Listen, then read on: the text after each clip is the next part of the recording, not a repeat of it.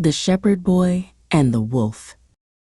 A shepherd boy tended his master's sheep near a dark forest, not far from the village.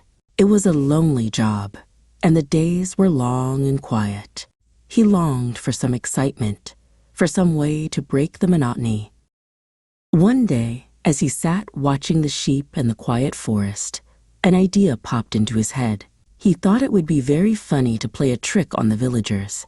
"I'll pretend a wolf is attacking the sheep," he thought with a mischievous grin. He stood up, took a deep breath, and shouted as loudly as he could, "Wolf! Wolf! The wolf is carrying off a sheep!" He made his voice sound as frightened as he could, and his cries echoed through the hills.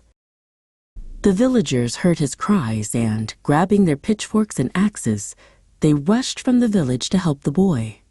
They ran as fast as they could, their faces filled with concern and determination to save the flock. But when they got to the top of the hill, they found the boy doubled over with laughter. There was no wolf to be seen, and the sheep were all grazing peacefully. The villagers were not amused by his trick. A few days later, the boy decided to play the trick again. Once more he cried, "Wolf! Wolf!"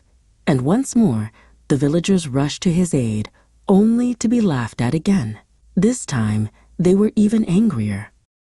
Then, one evening as the sun was setting, a real wolf came out of the forest and began to attack the sheep.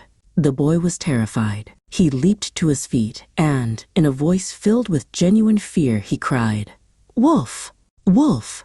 Help! The wolf is killing the sheep." The villagers heard his cries, but they thought it was just another one of his tricks. "He won't fool us a third time," they said to one another, and they went on with their evening chores, ignoring his desperate pleas. The wolf killed many of the boy's sheep and then slipped back into the forest. The boy was left alone with his fear and his regret, surrounded by the devastating consequences of his lies. When the boy didn't return with the sheep, the villagers went to look for him. They found him weeping and the flock destroyed. The moral of this story is, a liar will not be believed, even when he speaks the truth.